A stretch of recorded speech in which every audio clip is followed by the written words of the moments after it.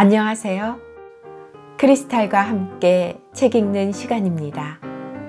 오늘 함께 하실 작품은 제인 오스틴의 오만과 편견입니다. 오만과 편견은 제인 오스틴이 첫인상이라는 제목으로 출간하려 했으나 출판을 거절당하고 이후 오만과 편견으로 제목을 바꾸어 출간한 작품입니다.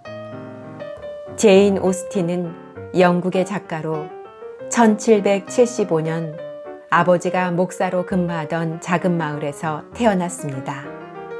소설에 관심이 있었던 아버지와 시와 동화에 관심이 깊었던 어머니 밑에서 자라난 그녀는 12세부터 습작을 하기 시작했습니다. 오스틴은 작품을 통해 18세기 후반 중류계급에서 일어나는 일상생활 가운데 남녀의 결혼을 둘러싼 문제를 극적이고 사실적으로 묘사했습니다. 전면적으로 사회 문제를 다루기보다는 간접적으로 영국 사회의 뒷전에서 억압받는 계급들의 생활을 보여주었습니다. 무엇보다 그녀의 소설은 사회 구성원에게 지극히 한정적인 역할만을 요구하는 사회의 여성과 남성을 동시에 다뤄 사회의 억압을 고발하고 있습니다. 그녀의 대표 작품으로는 엘리노와 마리안, 엠마, 설득, 노생거 사원 등이 있습니다. 구독, 좋아요, 그리고 알림 설정 부탁드립니다. 47. 마차를 타고 마을을 빠져나올 때 가디너 씨가 입을 열었다. 엘리자베스, 이 일에 대해서 여러 번 생각해 봤는데 아무리 곰곰이 생각해 보아도 내 생각보다는 제인의 생각이 더 그럴듯하구나. 도대체 어떤 미친 청년이 보호자와 친구가 있는 소녀에게, 더구나 자기 부대장 집에 머무르고 있는 소녀에게 그런 음모를 꾸밀 수 있겠니? 그래서 난 두 사람이 정식으로 결혼할 것이라고 낙관하고 싶다. 그는 리디아의 친구들이 간섭하지 않을 거라고 생각했을까? 또 대령님을 그렇게 모욕하고도 다시 부대로 돌아갈 수 있을 거라고 생각했을까? 그의 유혹은 이런 모험에는 적당치가 않아. 정말 그럴까요? 하고 엘리자베스는 그 순간 마음이 밝아지면서 외쳤다. 이 말을 가디너 부인이 받았다. 나도 외삼촌과 같은 생각이 들기 시작했어. 위컴이 정말 그런 죄를 지었다면 그의 신분과 명예와 이익을 한꺼번에 잃어버리는 것이 되거든. 난 위컴이 그렇게 나쁜 사람이라고는 생각지 않아. 리지, 넌 어떠니? 위컴 씨가 그런 일을 저지를 수 있다고 믿을 만큼 아주 비관적이냐? 아마 자기의 이익만은 소홀히 하지 않았겠죠. 그러나 그 외의 모든 것은 능히 무시할 만한 사람이라고 믿어요. 하지만 사실이 그렇다 해도 전 감히 믿을 용기가 없어요. 만약 사실이 그렇다면 그들은 왜 스코틀랜드로 가지 않았을까요? 두 사람이 스코틀랜드로 가지 않았다는 확실한 증거는 없지 않니? 하고 가디너 씨가 대답했다. 그렇지만 그들이 이륜 마차를 상마차로 바꿔 탔다는 것만은 거의 확실하거든요. 더구나 바네트로 가는 길을 모조리 알아보았지만 흔적도 없다지 않아요? 그래? 그럼 런던에 있다고 가정해두자. 거기 있을 법도 하니까. 숨으려는 뜻에서였는지는 모르지만 그리 비난할 만한 이유도 없잖니. 필시 두 사람에겐 경제적 여유가 없을 거야. 그렇다면 그리 급한 건 아니지만 스코틀랜드에서 결혼하는 것보다 런던에서 하는 것이 더 경제적이라고 생각했을런지도 모르잖아. 그러나 무엇 때문에 몰래 하는 거죠? 왜 찾아낼까봐 겁을 내요. 두 사람이 몰래 결혼해야 할 이유가 뭐예요? 아니에요. 그럴 리가 없어요. 그에게 리디아와 결혼할 생각은 전혀 없었다고 그의 친구가 말한 것을 언니 편지에서 보지 않았어요? 위컴 씨는 돈 없는 여자와 결혼할 사람이 아니에요. 자기가 돈이 없거든요. 리디아가 젊고 건강하고 명랑하다는 것 외에 그가 조건이 좋은 결혼을 포기할 만큼 뾰족한 수나 매력이 리디아에게 있다고 생각하세요? 부대원들에 대한 체면을 걱정하는 그의 수치심이 얼마만큼 리디아의 도주에 제재를 가할 것인지 저로서는 판단할 능력이 없어요. 저는 그러한 시도가 초래할 결과밖에는 아는 게 없거든요. 외삼촌의 생각에 대해서도 그것이 이론적으로 옳은지 의문이에요. 리디아에겐 그 일에 간섭할 오빠들이 없어요. 아마도 우리 아버지의 태도가 자기 가정에서 일어나고 있는 일에 관심이 없고 주의를 기울이지 않던 지난날의 경험에 비추어서 아버지도 세상의 다른 아버지처럼 그런 일에 대해 거의 간섭을 하지 않을 것이라고 위컴 씨는 생각했을 거예요. 하지만 리디아가 위컴 씨를 사랑하는 것 외에는 자존심도 부끄러움도 다 잊어버리고 결혼도 하지 않은 채 그와 동거하는 것에 동의했다고 생각할 수 없지 않겠니? 엘리자베스는 눈에 눈물이 글썽해져서 대답했다.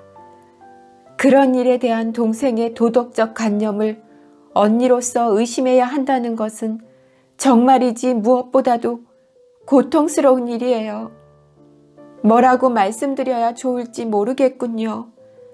제가 리디아를 잘못 판단하고 있는지도 모르지만 리디아는 아직 어려서 중대한 일을 신중히 고려하는 법을 배운 적이 없어요. 그리고 지난 반년 동안, 아니 1년 동안 리디아는 활락과 허영밖에 배운 게 없어요. 자기의 시간을 전혀 무가치하고 쓸모없는 일에 허비하며 방치했고 그때그때 생각이 떠오르는 대로 제멋대로 행동했어요. 군대가 메리턴에 처음으로 주둔한 이래 그의 머릿속은 연애라든가 유희라든가 장교 따위로 가득 차 있었어요. 무엇이든 제멋대로 생각하고 짓거렸지요. 그래서 그 애의 감정에는 뭐라고 할까요? 감수성만이 점점 늘게 되었고 그러니까 자연히 쾌활해지고 덜렁거렸죠. 그런데다 위컴 씨가 여자를 사로잡을 만한 모든 매력과 수완을 구비하고 있다는 것은 우리도 잘 아는 사실이잖아요.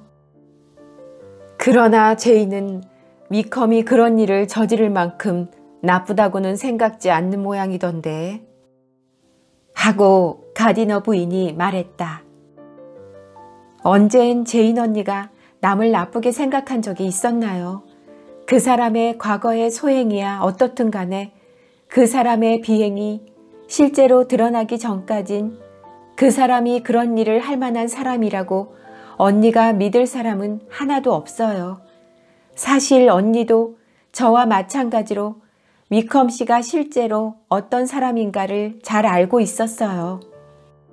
어느 모로 보든 그는 바람둥이라는 것, 책임감도 부끄러움도 없다는 것, 아첨을 좋아하고 거짓되고 사람을 잘 속인다는 것 등을 우리 둘은 알고 있었어요. 아니 정말 알고 있었단 말이냐? 하고 가디너 부인은 얼굴에 잔뜩 호기심을 드러내며 물었다. 엘리자베스는 정색을 하며 대답했다. 그럼요. 전날에도 다르시 씨에 대한 그의 모렴치한 행동에 대해 제가 말씀드렸죠. 지난번에 롱본에 오셨을 때 그가 자기에게 은혜와 자비를 베푼 사람을 어떻게 말하는지 외숙모도 들으셨죠. 그리고 말할 가치도 없지만 제 마음대로 말할 수 없는 일들이 또 있어요. 아무튼 펜벌리가에 대해서 그가 떠벌린 거짓말이란 끝이 없답니다.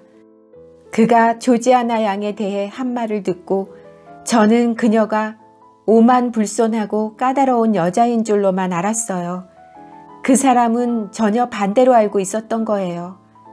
우리도 알다시피 다르시 양이 사랑스럽고 겸손하다는 것을 그는 알았어야 했어요. 그런데 리디아는 그 사실을 몰랐니? 너와 제인이 이렇게 잘 알고 있는 사실을 리디아가 몰랐다니 말이 되니? 무엇보다도 바로 그게 잘못이었어요. 제가 켄트에서 다르시 씨와 그의 사촌인 피츠 윌리엄 대령을 잘 알게 되기 전까지는 저도 그 사실을 몰랐어요.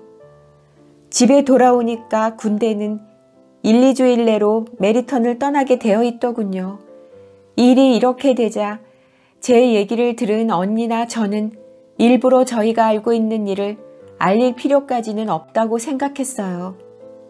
이웃 사람들이 이미 그에 대해 지니고 있는 호의를 그때 뒤집어 본 데짜 무슨 뾰족한 수가 있겠어요. 그리고 리디아가 포스터 부인을 따라가기로 결정되었을 때에는 리디아에게 위컴 씨의 인격을 밝혀줄 필요성은 떠오르지 않았어요. 리디아가 그런 잘못을 저지를 줄이야 누가 알았겠어요. 이제야 쉽사리 이해가 가시겠지만 이런 일이 일어날 줄은 꿈에도 생각지 못했어요. 그래서 군대가 모두 브라이턴으로 떠났을 때만 해도 두 사람이 서로 좋아하고 있다고 믿을 만한 근거가 없었단 말이지. 조금도 없었죠. 어느 쪽에도 애정의 조짐은 보이지 않았으니까요. 만약 그런 낌새가 조금이라도 보였다면 집에서 몰랐을 리가 있겠어요. 위컴 씨가 입대하자 리디아는 곧 그를 칭찬했지만 그건 우리도 모두 그런걸요. 메리턴과 메리턴 주변의 처녀들이 처음 2달 동안은 모두 그에게 정신을 못 차리고 있었어요. 그렇다고 그가 리디아에게만 특별한 호의를 보인 것도 아니에요. 그러나 어느 정도 시간이 흘러 그에 대한 터무니없이 열광적인 찬미도 맥이 빠져버렸어요.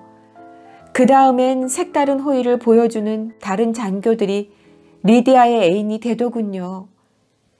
이렇게 계속 이야기를 나눔으로써 이 흥미있는 화제 위에 그들의 두려움과 희망과 추측에 더해지는 신기함이 아무리 줄어들었다 하더라도 그들의 여정 중 이 화제만큼 시간을 오래 끌 만한 다른 화제가 없었다는 것은 믿기 어렵지 않다.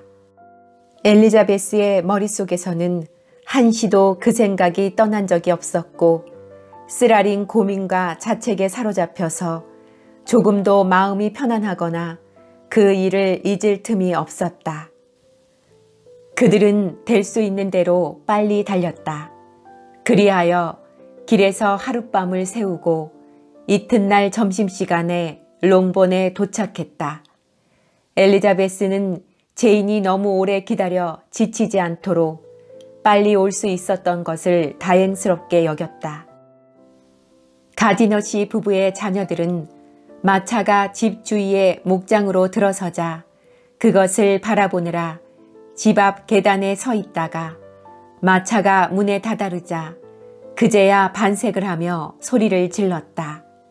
그리고 기뻐 깡충거리며 어리광을 피우는 등 자기들의 반가움을 온몸으로 표시했다. 이것이 그들이 집에 돌아와서 처음으로 받은 환영이었다.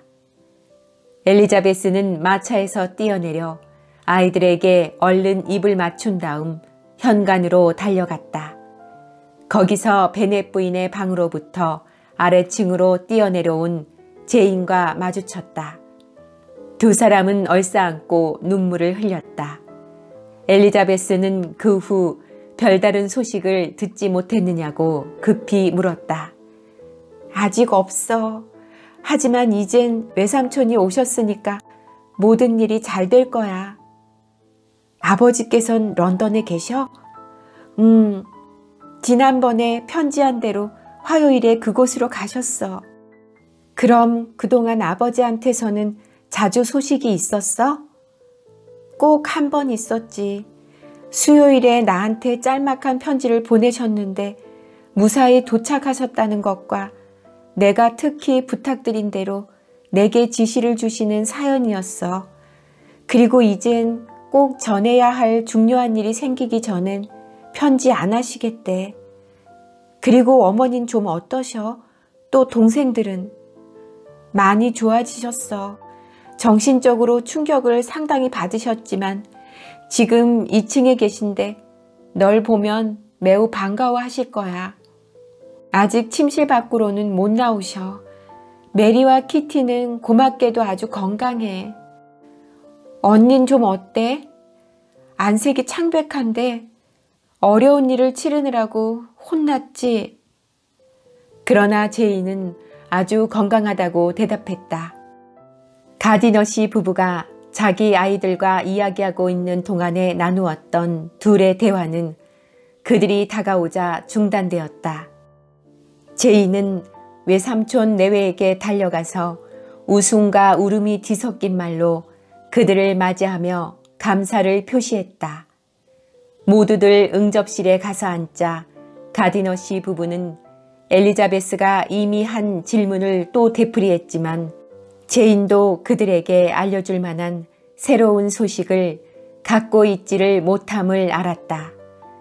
그러나 그녀의 자비로운 마음이 원했던 낙관적인 희망을 제인은 아직도 버리지 않고 있었다. 그녀는 아직도 모든 일이 잘 될 것이라고 믿었고 매일 아침 리디아나 아버지로부터 그동안의 경과를 알리는 필시 두 사람의 결혼을 알리는 편지가 오기를 기다렸다. 몇 분간의 이야기를 나눈 다음 그들은 베넷 부인의 방으로 올라갔다. 부인은 생각했던 대로 후회의 눈물을 흘리고 탄식을 토해내며 위컴 씨의 야비한 행동에 대해 비난을 퍼붓고 자기가 받는 고통에 대해 불평을 늘어놓기도 하면서 그들을 맞이했다. 그녀는 자기의 그릇된 판단이 딸의 잘못을 초래한 주 원인임에도 불구하고 자기 이외의 모든 사람들을 비난하였다. 그녀는 이렇게 말했다. 내 계획대로 처음부터 가족이 모두 브라이턴에 갔더라면 이런 일은 일어나지 않았을 텐데 리디아는 가엾게도 아무도 돌봐줄 사람이 없었어. 도대체 포스터 댁은 왜 리디아를 그냥 가게 내버려 두었을까? 확실히 소홀했던 거야. 리디아는 누가 잘 돌봐주기만 하면 절대로 그런 일을 저지를 애가 아니거든. 포스터 댁이 리디아를 맞는 걸 나는 항상 못마땅하게 여겼지만 그냥 내버려 뒀지. 가엾은 애야. 그런데 그 이는 나가버렸어. 어디서든지 위컴을 만나기만 하면 결투를 신청할 거고 결투만 하면 당신이 돌아가실 거야. 그러면 우린 어떻게 되지?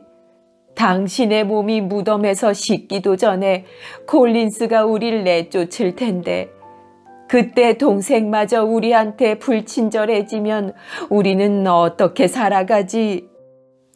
모두들 이 무서운 생각에 반대하여 소리쳤다. 가디너 씨는 베넷 부인과 전 가족에 대한 자기의 애정을 확인시킨 다음 이튿날로 런던으로 가서 베넷 씨를 도와 리디아를 찾는데 모든 노력을 기울이겠노라고 말하고 다음과 같이 덧붙였다. 너무 쓸데없는 염려는 하지 마세요. 최악의 경우를 대비하는 게 옳긴 하겠지만 그렇게 미리 단정 지을 필요는 없어요. 두 사람이 브라이턴을 떠난 지 일주일도 안 됐잖아요.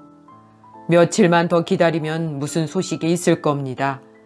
그러니 두 사람이 결혼하지 않는다거나 결혼할 의사가 없다는 것을 확인하기까지는 가망이 없다고 단념하지 맙시다.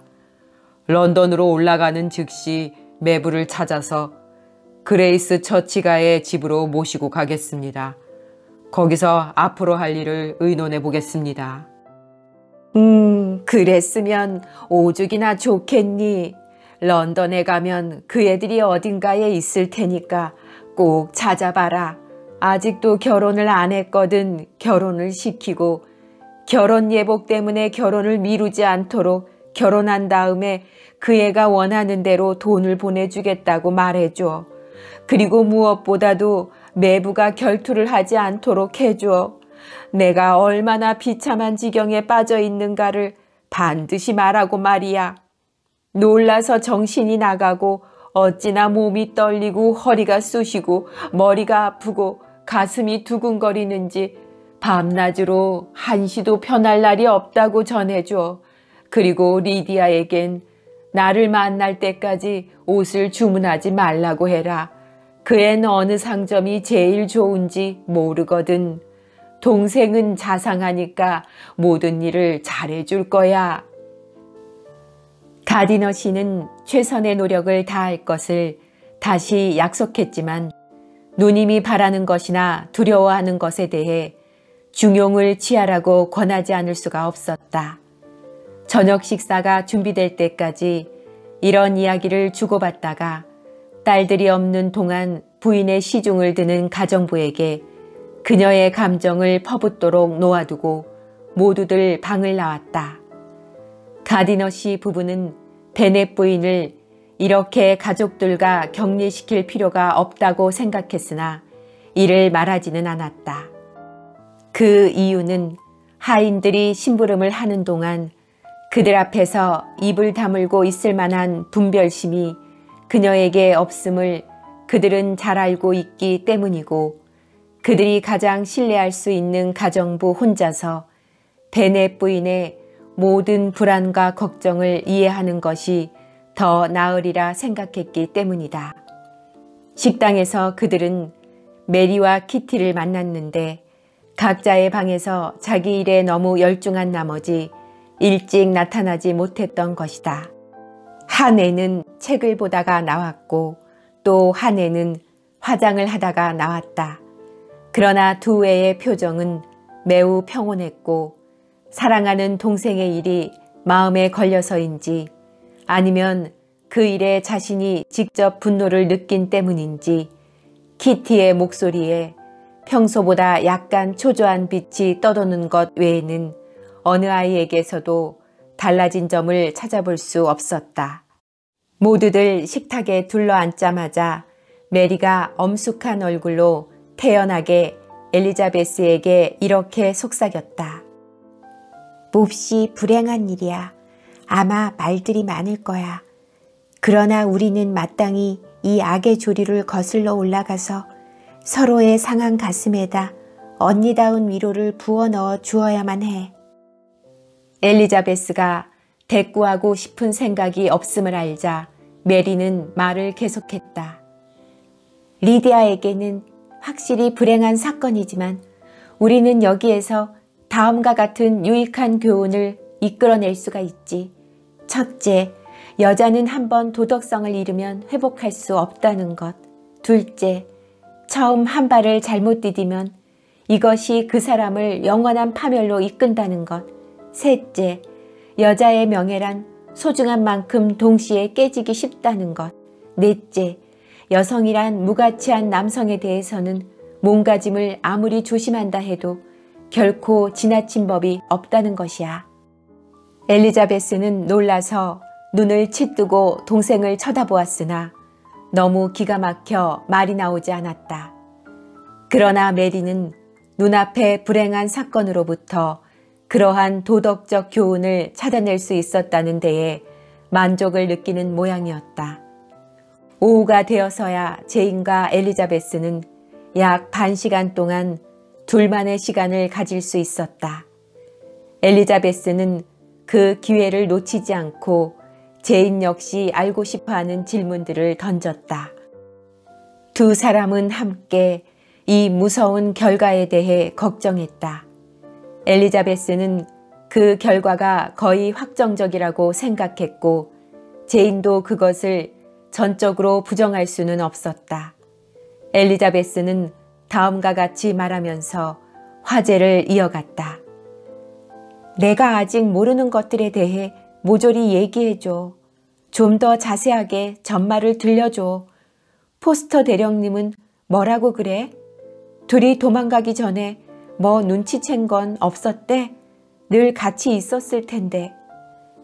특히 리디아 쪽에서 호의를 좀 보이는 듯 하다고 가끔 생각은 했지만 경계할 정도는 아니었대.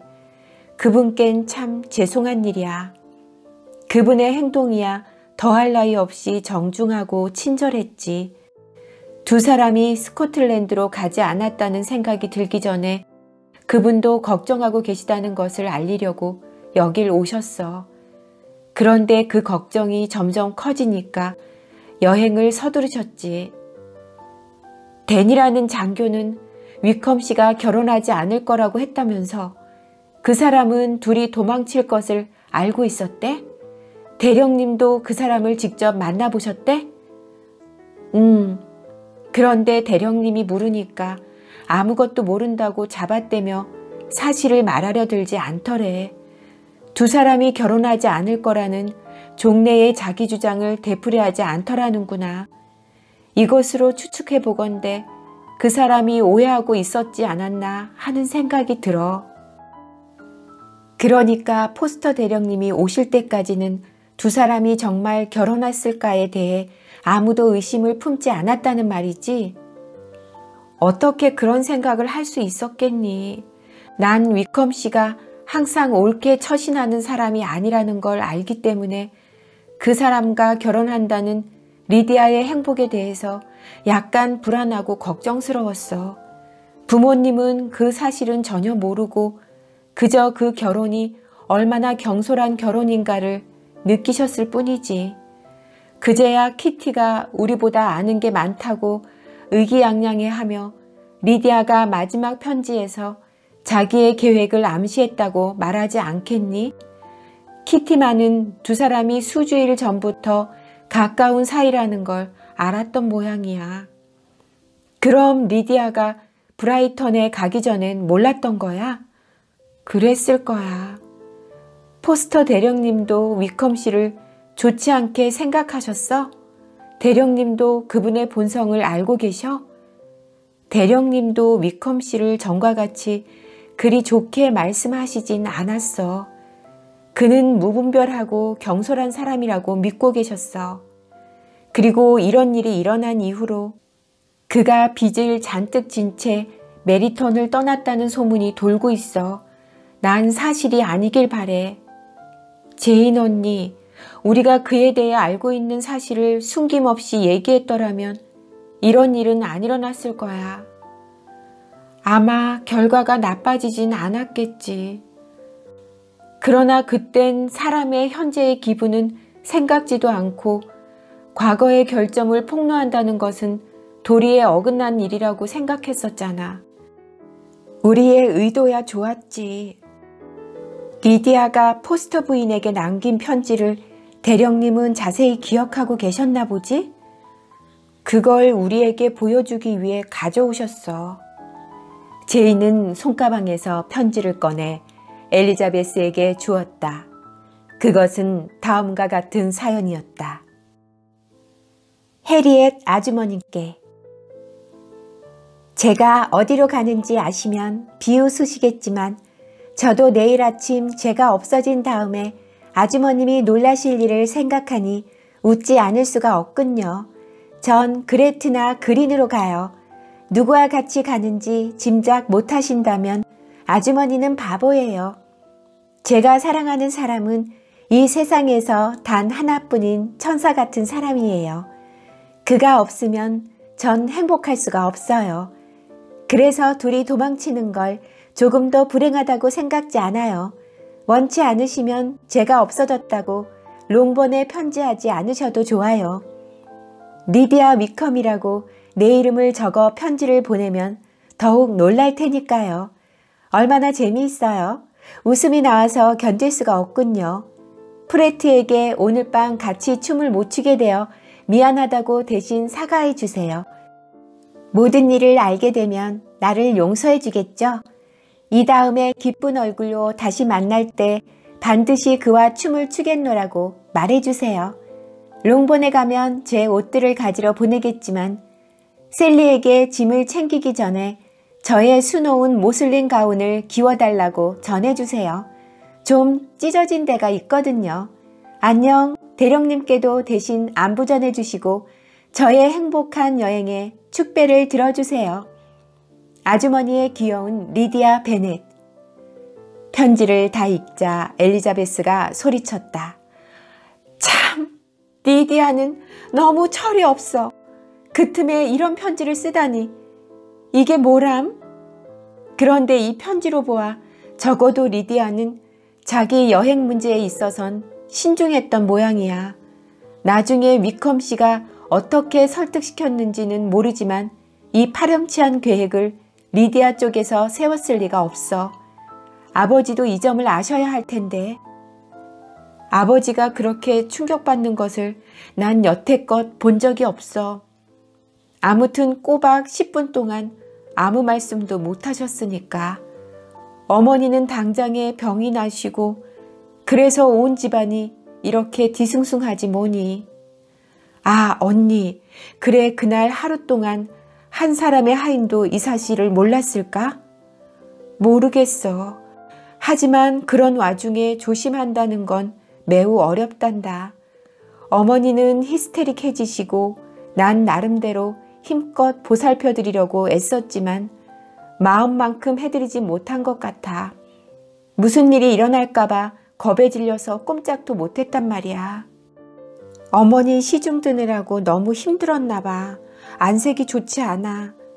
내가 언니와 함께 있었더라면 좋았을 텐데 걱정이란 걱정은 혼자 도맡고 있었으니.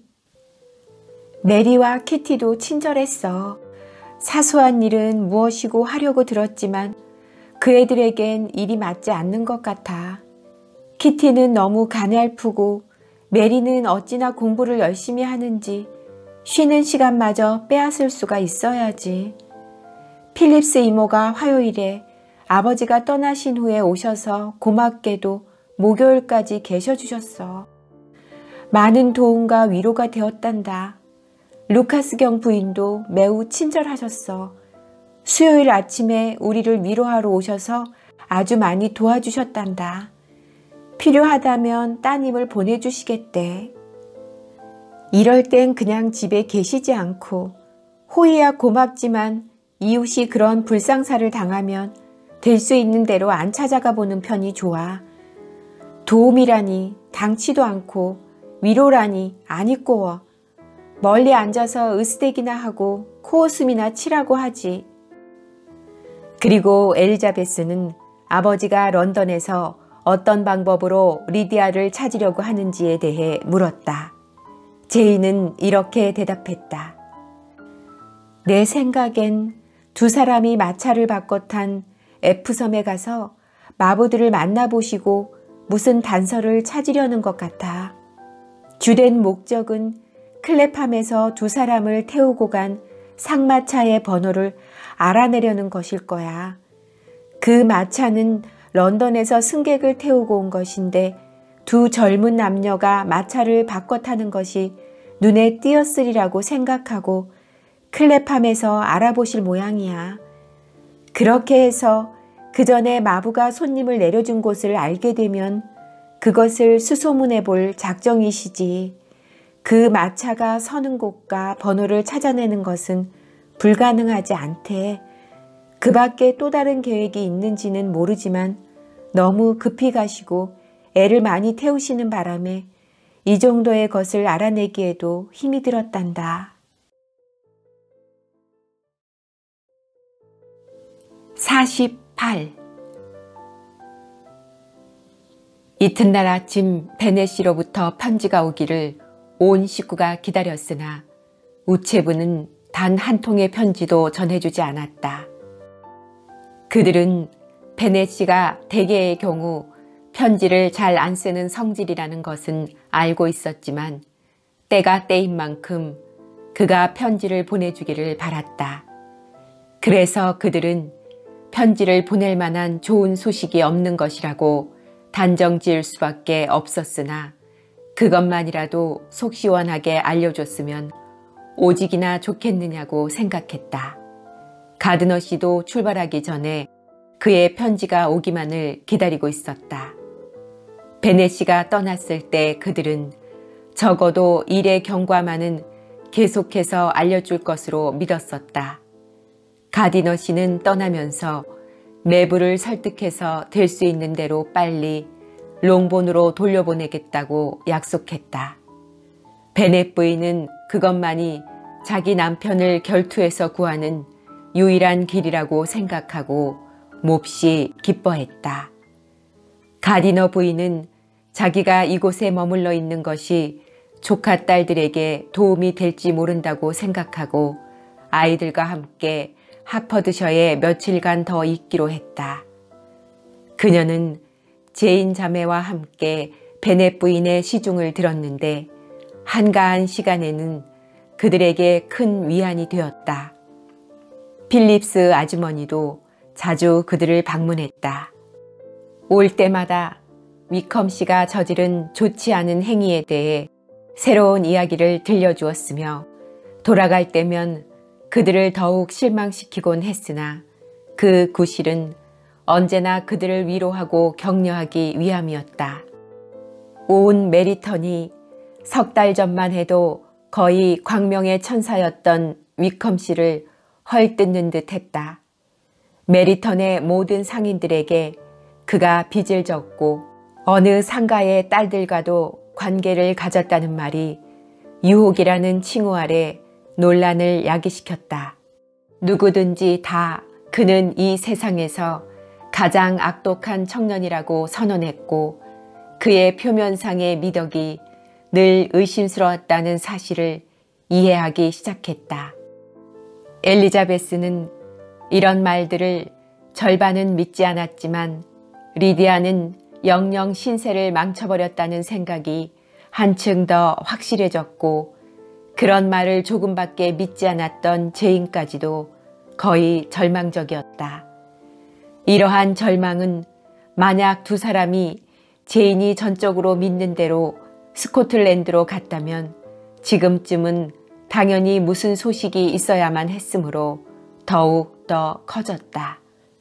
가디너 씨는 일요일에 롱본을 떠났다. 화요일에 가디너 부인은 편지 한 장을 받았는데 거기에는 그가 런던에 도착하는 즉시 베넷 씨를 찾아가서 그를 설득시켜 그레이스 처치가로 모시고 왔다는 것, 자기가 런던에 도착하기 전에 베넷 씨는 F성과 클레팜에 갔다 왔는데 아무런 만족할 만한 정보를 얻지 못했다는 것, 또 베넷 씨가 두 사람이 런던에 와서 하숙을 구하기 전에 어느 호텔에 들었을 법하다고 생각하고 있으므로 자기는 지금부터 런던의 주요한 호텔들을 알아볼 작정이라는 것, 자기로서는 이 방법에 대해 아무런 성과도 기대하지 않지만 매부가 강력히 주장하기 때문에 그를 도울 작정이라는 것, 베넷 씨가 현재로서는 런던을 떠날 마음이 전혀 없는 듯 하다는 것, 그리고 곧 또 편지하겠다는 약속 등이 적혀 있었다. 그리고 다음과 같은 추신이 덧붙여 있었다. 저는 보스터 대령에게 만약 가능하다면 부대에서 위컴과 친했던 사람에게 위컴이 지금 숨어 있는 곳을 알만한 친척이 있는지 여부를 알아봐 달라는 편지를 냈습니다. 만약 우리가 이용할 만한 그런 단서를 가지고 있는 사람이 나타난다면 그건 중요한 수확이 될 것입니다. 지금으로서는 어떻게 손을 대야 할지 모르겠군요. 보스터 대령은 최선을 다하리라고 믿습니다. 그렇지만 그보다도 위컴의 친척이 어떤 사람들인지 리지가 누구보다도 잘 알 것 같은 생각이 듭니다. 엘리자베스는 자기에게서 확실한 것을 알아내려는 외삼촌의 겸손한 태도가 무엇을 근거로 해서 나온 것인지 짐작하면서도 조금도 당황하지 않았으나 그녀의 능력으로는 추신의 기대에 보답할 만한 어떤 만족스러운 정보도 제공할 수가 없었다. 그녀는 위컴 씨에게서 이미 돌아가신 지 수년이 되는 양친회에 다른 친척이 있다는 말을 들어보지 못했기 때문이다. 그러나 부대에 있는 그의 친구라면 좀 더 자세한 정보를 제공할 수도 있는 일이었다. 엘리자베스는 이것에 비록 희망을 걸진 않았으나 기대해 봄직한 일이라고 생각했다. 롱본에서는 하루하루를 걱정으로 보냈다. 그 중에서도 가장 불안스러운 때는 편지가 옴직한 때였다. 편지는 아침마다 그들을 초조하게 만드는 첫 대상이었다. 소식이야 좋든 나쁘든 간에 그것은 편지를 통해서만 전해졌고, 그래서 내일은 혹시 중대한 소식이 오지나 않을까 하여 매일같이 내일을 기다렸다. 그러나 가디너 씨에게서 다시 편지가 오기 전에 전혀 생각지도 못한 콜린스 씨로부터 베넷 씨에게 한 장의 편지가 전달되었다. 제이는 아버지가 부재 중일 때 그에게 오는 편지를 뜯어보라는 지시를 받았으므로 그 편지를 읽었다. 엘리자베스도 콜린스 씨의 편지가 늘 흥미진진했던 것을 알고 있었으므로 같이 읽어보았다. 사연은 다음과 같았다. 삼가 올립니다. 저는 우리의 관계와 제 도리로 보아 현재 당하고 계신 어려움에 위로의 말씀을 드려야 마땅하다고 생각하고 붓을 들었습니다. 저희는 어제야 하퍼드셔로부터 편지를 받고 이 일을 알았습니다. 제 아내와 저는 시간조차 제거할 수 없는 원인으로 인한 눈앞에 가장 쓰라린 슬픔을 당하신 숙부님과 존경하는 가족들에게 심심한 동정을 표합니다. 저로서는 이 뼈아픈 불행을 조금이라도 덜어드리고 무엇보다도 부모로서 마음이 가장 괴로우신 이때 어떤 위로의 말씀을 드려야 할지 모르겠습니다. 이에 비하면 따님의 죽음이 오히려 다행한 일인지도 모르며 오히려 제 아내의 말대로 따님의 방탕한 행동은 부모의 그릇되고 너그러운 방임에서 시작되었음을 더욱 한탄해야 할 일이 아닌가 합니다. 그러나 저는 두 내외분의 영예를 위해 따님 자신의 성품이 선천적으로 나빴거나 아니면 아직 어린 나이이므로 그만한 일은 죄가 될 수 없다고 생각합니다. 아무튼 저는 심심한 동정을 표합니다. 이는 제 아내뿐만 아니라 캐서린 부인과 그 따님께서도 동감하고 있습니다. 이분들께 저는 그 일의 전모를 말씀드렸습니다. 그분들은 따님 한 분의 잘못이 다른 따님들의 운명에도 커다란 해를 끼칠 것이라는 제 의견에 동의하셨습니다. 캐서린 부인께서는 정중하게 누가 그런 가정과 인척관계를 맺겠느냐고 말씀하셨습니다. 저는 작년 11월의 일을 생각하고 매우 다행이라 여겼습니다. 그때 제가 엘리자 양과 결혼했더라면 현재 당하시는 슬픔과 지옥 속에 저도 포함되었을 것이기 때문입니다. 그래서 저는 가능하다면 아버지로서의 애정으로부터 무가치한 따님을 떼어버리시고 따님으로 하여금 자신이 뿌린 가증스러운 죄의 열매를 거두도록 하시기를 삼가 권합니다. 가디너 씨는 포스터 대령으로부터 답장을 받은 후에야 비로소 롱본에 편지를 했으나 조금도 기쁜 소식이 아니었다. 위컴 씨에게는 인척관계가 되는 사람은 단 한 명도 없었고 살아있는 친척 또한 한 사람도 없음이 확실해졌다. 그의 옛 친구들은 많았지만 그가 입대한 이후로는 특별히 친하게 지낸 사람은 없는 듯 했고, 그래서 그에 관한 일을 얘기해 줄 만한 사람 또한 단 한 사람도 없었다. 특히 파산 상태에 이른 그의 재정은 리디아의 친척에게 발각될 것을 두려워하는 것과 더불어 그가 숨어 사는 가장 커다란 동기였다. 노름을 하다 상당한 액수의 빚을 졌는데 포스터 대령이 알기로는 브라이턴에서 그가 진 빚을 다 갚으려면 1000파운드 이상의 돈이 필요했고, 게다가 증서 없는 부채는 그보다 훨씬 더 많았다. 가디너 씨는 이 모든 소식들을 숨김없이 롱본에 전했다. 제이는 이 소름 끼치는 글을 읽고 도박꾼이로군. 그런 줄은 전혀 몰랐어. 꿈에도 생각지 못했어. 하고 소리쳤다. 가디너 씨는 매부가 다음 날인 토요일쯤에 집으로 돌아갈 것이라고 덧붙였다. 베넷 씨는 모든 노력이 수포로 돌아가자 몹시 실망하여 뒤처리는 자기에게 맡기고 집으로 돌아가라는 처남의 간청에 순응한 것이다. 이 말을 들은 베넷 부인은 지금까지 남편의 생명만을 걱정했던 것과는 달리 제인 자매가 기대한 만큼의 큰 기쁨을 나타내진 않았다. 부인은 이렇게 소리쳤다. 뭐라고? 리디아도 안 데리고 오신다고? 그 애들을 찾기 전엔 런던을 떠나시면 안 돼. 이 양반이 와버리면 누가 위컴과 싸워서 리디아와 결혼을 시키겠니? 가디너 부인이 집에 돌아가고 싶어 했으므로 베넷 씨가 런던에서 돌아오는 즉시 그녀는 아이들을 데리고 런던으로 떠나기로 했다. 그래서 마차는 우선 가디너 부인 일행을 런던까지 데려다주고 돌아오는 길에 베넷 씨를 태워오기로 했다. 가디너 부인은 엘리자베스와 다르시 씨와의 관계에 대해 다부셔에서부터 마음에 담고 있었던 의혹이 풀리지 않은 채로 롱본을 떠났다. 엘리자베스가 먼저 그의 이름을 꺼낸 적도 없었고 집에 돌아오면 곧 그에게서 편지가 올 것이라는 가디너 부인의 희미한 기대도 수포로 돌아가고 말았다.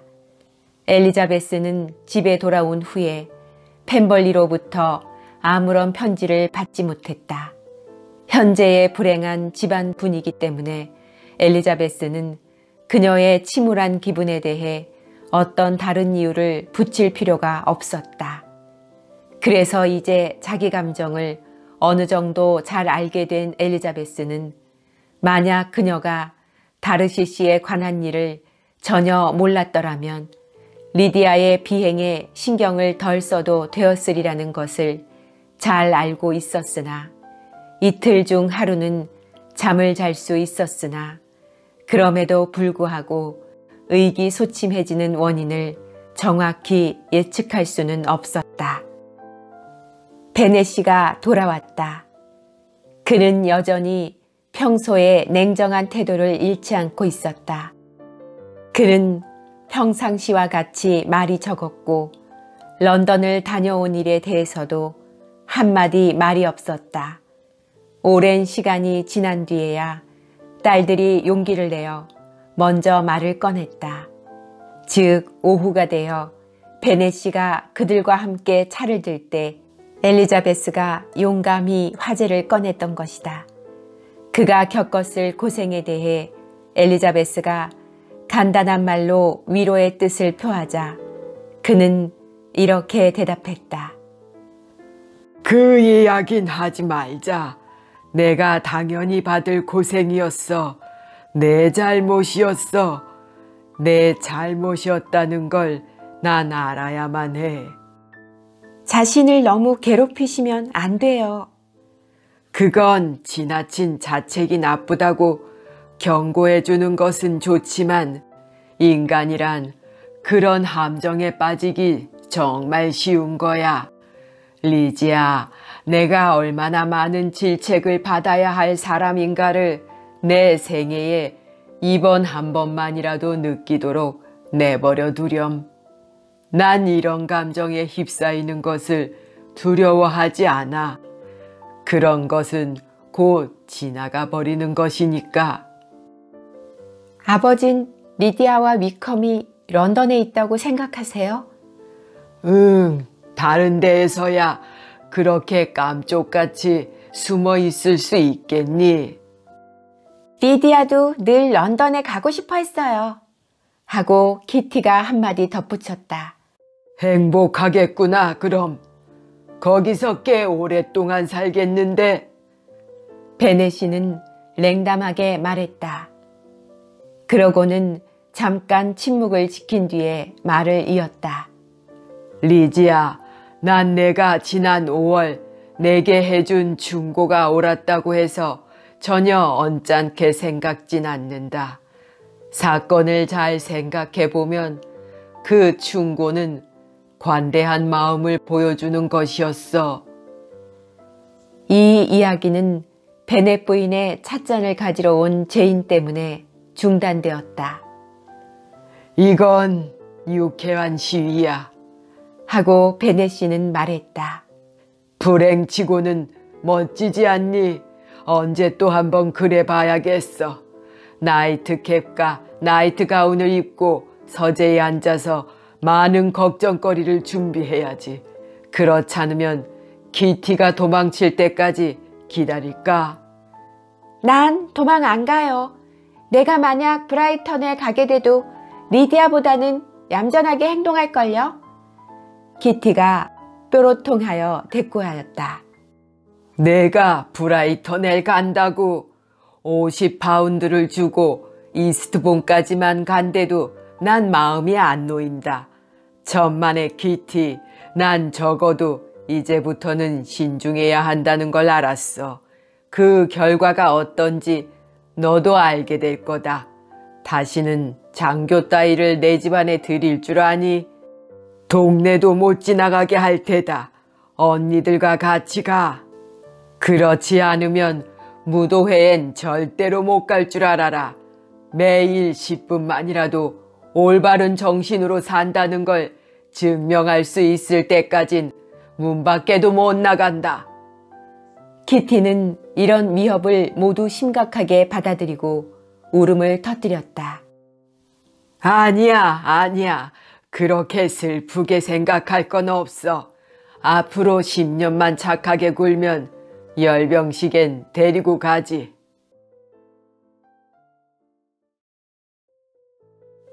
(49) 베네시가 돌아온 지 이틀 후 제인과 엘리자베스가 집 뒤의 관목길을 걷고 있자니까 가정부가 그들에게로 다가오는 것이 보였다. 또 어머니가 부르는 줄 알고 두 사람이 그녀 쪽으로 걸어가자 뜻밖에도 가정부는 제인에게 이렇게 말하는 것이었다. 길을 막아서 죄송합니다. 무슨 좋은 소식을 들으신 게 없나 하고 실례를 무릅쓰고 좀 여쭤보려고 왔습니다. 무슨 말이에요, 힐? 런던에서 아무런 소식도 없어요. 힐 부인은 깜짝 놀라며 소리쳤다. 그럼 아버지한테 가드너 씨로부터 속달이 온 것을 모르시는군요. 30분 전에 우체부가 다녀갔는데 아버님께 온 것이 한 장 있어서 갖다 드렸어요. 나머지 말은 듣지도 않고 두 사람은 정신없이 뛰어갔다. 현관을 지나 식당으로, 식당에서 다시 서재로 가보았으나 거기에도 베넷 씨는 없었다. 어머니와 같이 계신가 하고 2층으로 올라가려는 참에 집사를 만났다. 아버님을 찾으세요? 저쪽 작은 숲으로 걸어가고 계십니다. 이 말을 듣자 다시 현관을 지나서 아버지의 뒤를 쫓아 잔디밭을 가로질렀다. 그는 목장 한쪽에 있는 작은 숲으로 유유히 걸어가고 있었다. 엘리자베스만큼 몸이 가볍지도 못하고 또 그다지 뛰어본 적도 없는 제인은 곧 뒤로 뒤처졌으나 엘리자베스는 숨을 헐떡이며 아버지에게로 다가가서 간절하게 소리쳤다. 아버지, 무슨 소식이죠? 외삼촌한테서 편지를 받으셨어요? 속달이 왔더구나. 그래요? 뭐라고 썼어요? 좋은 소식이에요? 나쁜 소식이에요? 무슨 좋은 소식이 있겠니?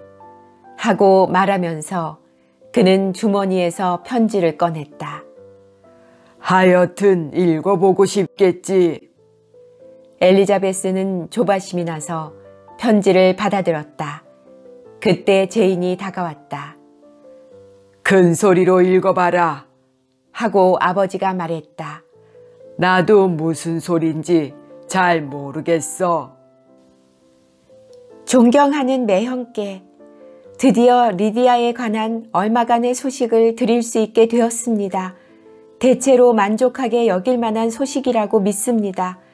토요일에 매형께서 출발하신 직후 다행히도 두 사람이 런던의 어느 곳에 있는 것을 알게 되었습니다. 자세한 얘기는 만나뵌 후로 미루겠습니다만 그들을 찾았다는 것만은 알아두시기를 바랍니다. 저는 두 사람을 직접 만나보았습니다. 내가 늘 바라던 대로 결혼을 했나 봐. 하고 제인이 말했다. 엘리자베스는 계속 읽어내려갔다. 저는 두 사람을 만나보았습니다. 그러나 둘은 아직 결혼하지 않았고 결혼할 의사가 있는 것 같지도 않았습니다. 그러나 만약 매형께서 제가 매형 측의 입장에서 대담하게 맺어버린 계약을 이행하실 의사가 있으시다면 머지않아 두 사람의 결혼이 이루어지리라고 믿습니다. 매형께서 하실 일은 매형과 누님이 돌아가시면 자녀들에게 주기로 약속한 재산 중 재산 분배법에 따라 리디아에게도 5,000 파운드를 분배해 주시겠다는 것을 그녀에게 확약할 것과 또 특히 매형 생전에 매년 100파운드의 연금을 지불한다는 약속을 하시는 일입니다.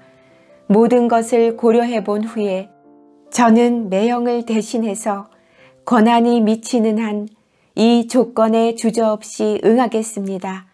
매형의 대답을 즉시 들어야겠기에 이 편지를 속달로 보냅니다. 위의 사실로 보아 위컴군의 재정 형편이 세간에서 알고 있듯이 그렇게 형편없는 것만은 아님을 쉬 깨달으실 줄 믿습니다. 다행히 그에게는 부채를 다 갚고 난 뒤에도 리디아의 재산에 보탤 돈이 약간은 있는 모양입니다. 만약 이와 같은 경우 매형의 이름으로 모든 일 처리를 대행할 권한을 제게 위임해 주신다면 곧 변호사 해거스틴에게 선처토록 지시를 하겠습니다. 그러면 매형께서 다시 오실 필요가 없으며 집에서 편히 쉬시면서 모든 일을 제게 맡기시기만 하면 됩니다. 될 수 있는 대로 속히 회답을 주시길 바랍니다. 매형께서도 이에 동의하실 줄로만 믿습니다. 리디아는 오늘 저희 집으로 올 것입니다. 더 결정되는 일이 있는 대로 다시 편지 드리겠습니다. 그레이스 처치가에서 8월 2일 월요일 에드워드 가드너 올림. 그럴 수가 있을까? 위컴 씨와 리디아의 결혼이 가능할까? 하고 엘리자베스가 편지를 다 읽고 나서 말했다. 그것 봐. 위컴 씨는 우리가 생각한 것 같이 그렇게 볼품없는 사람은 아니라니까. 잘 됐어요, 아버지. 제인이 말했다. 답장하셨나요, 아버지? 엘리자베스가 물었다. 아니, 곧 쓰긴 해야 할 텐데. 엘리자베스는 아주 간절히 더 시간을 끌지 말고 답장을 쓰라고 애원했다. 아, 아버지, 얼른 가서 쓰세요. 이런 때 1분 1초가 얼마나 중요한지 생각 좀 해보세요. 힘드시면 제가 대신 쓸게요. 하고 제인이 말했다. 정말 지긋지긋하다. 그래도 쓰긴 써야지. 이렇게 말하면서 그는 돌아서서 집 쪽으로 걸음을 옮겼다. 그 조건은 들어주어야 하지 않을까요? 엘리자베스가 이렇게 물었다. 여부가 있나? 왜 겨우 그것만 청구했는지 낯이 뜨거울 지경인데. 결혼해야 해요. 위컴 씨는 그만한 자격은 있는 인물이니까요. 그렇지, 결혼해야지. 그 밖에 딴 도리가 있겠니? 그러나 내가 꼭 알고 싶은 게 두 가지 있단다. 하나는 이 결혼을 성사시키기 위해 내 외삼촌이 돈을 얼마나 썼느냐 하는 것이고, 또 하나는 내가 그 돈을 언제나 갚게 되겠느냐 하는 것이야. 외삼촌이 돈을 쓰다뇨? 무슨 말씀이세요? 제인이 물었다. 내 말은 정신이 제대로 박힌 사람 치고 내 생전의 연금이 겨우 100파운드며 죽은 뒤엔 5000파운드라는 보잘것없는 유혹에 끌려서 리디아와 결혼할 사람이 어디 있겠느냐 말이다. 정말 그런데요. 좀 전에는 그런 생각을 전혀 못했군요. 빚을 다 갚고도 얼마가 남는다니. 아, 그건 다 외삼촌이 하신 일이에요. 착하고 관대하신 분. 우리 때문에 공공해지지는 않으셨는지 모르겠어요. 적은 돈이 아닐 텐데. 하고 엘리자베스가 말했다. 아니고 말고 위컴이란 녀석은 10,000파운드에서 단 한 푼이 모자라도 안 받을 게다. 친척 관계를 맺는 시작부터 이렇게 나쁘게만 생각하는 건 유감스러운 일이다만. 10,000파운드라고요? 맙소사, 그 반도 갚을 수 없잖아요. 베네씨는 대답하지 않았다. 그들은 각자 깊은 생각에 잠겨서 집까지 묵묵히 걸었다. 베네씨는 편지를 쓰기 위해 서재로 들어가고 제인과 엘리자베스는 식당으로 들어갔다. 단둘이 되자 엘리자베스가 입을 열었다. 그래, 둘이 정말 결혼하게 됐군. 일이 참 야릇하게 됐어. 그래도 우린 감사히 생각해야만 한단 말이야. 행복해질 가능성은 적고 남자의 인격은 볼품없는 넝마 같은데도 결혼을 한다? 그걸 또 우리는 억지로 기뻐해야 하고. 에이, 리디아도. 난 위컴 씨가 리디아에게 진정한 호의가 없다면 아마 결혼하지 않을 거라고 생각하고 스스로를 위로하지. 고마운 외삼촌이 그의 부채를 갚으려고 어떤 일을 하신 모양이지만 10,000파운드까지 치르셨다고는 믿어지지 않아. 아이들도 있고 또 더 나을지도 모르는데 어떻게 10,000파운드의 반이라도 쓸 수 있겠니? 만약 위컴 씨의 부채가 모두 얼마고 또 그가 리디아에게 준 돈이 얼마인지 안다면 외삼촌이 두 사람을 위해 쓰신 돈이 어느 정도인지 정확히 알 수 있을 텐데 위컴 씨는 자기 돈이라곤 한 푼도 없을 테니까 말이야. 외삼촌 내외분의 친절은 이로 다 갚을 수가 없을 거야. 리디아를 집에 데려가고 친히 돌봐주시고 잘못도 묵인하시고 리디아의 장례를 위해서 치르신 희생을 생각하면 두고두고 감사를 해도 모자랄 것 같아. 지금쯤은 리디아가 외삼촌 댁에 가 있겠군. 그런 친절의 괴로움을 느끼지 않는다면 행복할 자격이 없어. 외숙모를 처음 배웠을 때 리디아는 무슨 생각이 들었을까? 우리는 두 사람에게 있었던 일들을 모두 잊으려고 노력해야만 해. 나는 아직도 그들이 행복하기를 바라고 또 믿어. 내 생각으로는 그가 리디아와의 결혼에 찬성한 것은 올바른 사고방식으로 돌아왔다는 증거야. 서로의 애정이 두 사람을 성실하게 만들 거야. 나는 이렇게 믿어. 그들은 얼마 안 가서 자기들의 지난날에 무모했던 행동을 잊고 조용히 또 올바르게 살 거라고. 그들의 행동은 언니도 나도 또 누구도 결코 잊을 수 없는 그런 것이었어. 그건 쓸데없는 말이야. 이때 두 사람의 머리에는 지금 생긴 일에 대해 어머니는 10중 8구 전혀 모르고 있을 것이라는 생각이 들었다. 그래서 그들은 서재로 가서 어머니에게 이 일을 알려도 좋으냐고 아버지에게 물어보았다. 편지를 쓰고 있던 그는 고개를 들지 않은 채 냉담하게 말했다. 마음대로 하렴. 이 편지를 가지고 가서 어머니에게 읽어드려도 돼요? 뭐든 가지고 나가라니까. 엘리자베스는 아버지의 책상에서 편지를 집어들고 제인과 함께 2층으로 올라갔다. 메리와 키티도 어머니와 함께 있었으므로 편지는 한 번만 읽으면 되었다. 좋은 소식이라는 것을 미리 잠깐 비친 다음 제인이 큰 소리로 편지를 읽었다. 베넷 부인은 어쩔 줄을 몰랐다. 가디너 씨도 리디아가 곧 결혼할 것을 믿는다는 대목을 읽자 베넷 부인의 기쁨은 폭발하였고 편지를 읽어 내려갈수록 이 기쁨은 더욱 커졌다. 놀람과 짜증으로 개팍스러웠을 때와는 대조적으로 그녀는 이제는 기쁨의 탄성을 질렀다. 리디아가 결혼하게 되었다는 사실을 안 것만으로도 충분했다. 그녀의 행복을 염려하여 걱정한다거나 또는 그녀의 잘못을 기억해내고 침울해하지 않았다. 내 귀여운 리디아, 정말 기쁘구나. 그 애가 결혼을 하다니 그 애를 다시 볼 수 있겠구나. 16살에 결혼을 하게 되다니 고맙고 친절한 동생. 내 이럴 줄 알았지. 모든 걸 잘 처리해 줄 줄 알았어. 리디아가 너무 보고 싶구나.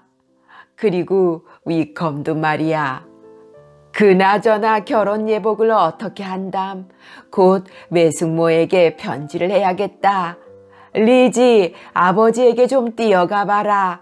가서 리디아에게 돈을 얼마나 주시려는지 여쭤보고 오렴. 아니, 여기 있어. 내가 가야지. 키티, 종을 울려서 힐 좀 불러라. 곧 옷을 입어야겠다. 오, 내 귀여운 리디아. 우리가 만날 땐 얼마나 즐거울까. 제인은 어머니의 생각을 외삼촌에 대해 그들이 받은 은혜를 깨닫게 함으로써 어머니의 격정을 조금이나마 완화시키려고 애썼다. 이 다행스러운 결과는 모두 친절하신 외삼촌의 덕택이에요. 외삼촌이 당신 돈을 들여서 위컴 씨를 도우신 게 틀림없어요. 그래, 그거야 당연하지. 외삼촌이 아니면 누가 한단 말이냐. 그리고 만약 외삼촌에게 자식들이 없었다면 그의 재산은 나와 너희들이 차지했을 것이라는 건 너도 알지. 그리고 몇 가지 선물 외에 외삼촌이 우리에게 무얼 해준 것은 이번이 처음이 아니냐. 아무튼 난 기쁘다. 얼마 안 있으면 딸년을 하나 결혼시키게 됐으니 말이다. 위컴 부인이라 근사하군. 지난 6월에야 겨우 만 16살이 됐는데. 제인, 너무 가슴이 두근거려서 편지를 못 쓸 것 같다. 내가 부를 테니 대신 받아 쓰렴. 돈에 대해서는 차후에 아버지와 결정을 하겠지만 우선은 결혼 예복만이라도 주문해야겠어. 그러면서 부인은 캘리코를 비롯해서 모슬린이며 흰 리넨 등을 주워 외기 시작했다. 만약 제인이 아버지가 한가할 때를 기다렸다가 아버지와 상의해 본 다음 쓰자고 어머니를 겨우 설득시키지 않았다면 주문은 상당한 액수에 달했을 것이다. 제인은 하루쯤 늦는 것을 그리 대수롭게 생각지 않았고 부인도 기쁨에 넘친 나머지 평소와 같은 고집을 부리지 않았다. 그러자 다른 생각이 떠올랐는지 부인은 이렇게 말했다. 옷을 입는 대로 메리턴에 가야겠어. 가서 필립스 이모에게 이 좋은 소식을 전해줘야지. 그리고 돌아오는 길엔 루카스 경 부인과 롱 부인 댁에 들를 수가 있겠군. 키티, 내려가서 마차를 불러라. 바람 좀 쐬고 오는 게 몸에도 좋을 게야. 아, 힐이 오는군. 힐, 좋은 소식 들었어. 우리 리디아가 결혼을 한대. 결혼 축하로 펀치 한 잔을 만들어줘. 힐 부인은 기쁨을 표시했고 엘리자베스가 여러 사람을 대신해서 이 축하의 말을 받았다. 그러고는 이런 어리석은 짓에 염증이 나서 혼자 생각 좀 해보려고 제 방으로 돌아와 버렸다. 아무리 생각해도 리디아의 처지는 불행한 것임에 틀림없었지만 그러나 최악은 아니라고 생각하고 감사해 할 수밖에 없었다.